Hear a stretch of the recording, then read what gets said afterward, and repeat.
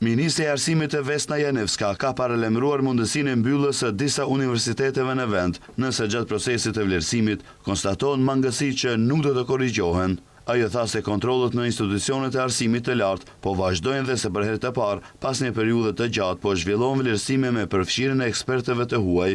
Sipas Janevskës, në disa universitete janë evidentuar parregullsi në funksionim, ndërsa Agjencia për Cilësinë në Arsimin e Lartë tashmë ka nisur proceset e rregullta të vlerësimit dhe kontrollit të standardeve akademike. Vlerësimet e para që po bëhen me ekspertë të huaj tregojnë se në disa universitete puna është e mirë, por në disa universitete të tjera do t'u hiqen akreditimet. Ne i respektojmë afatet ligjore dhe procedurat, pasi të përfundojnë afatet për ankesa dhe mundësitë për korrigjim, ato institucione që nuk do t'i përmirësojnë mangësitë do të mbyllen gradualisht.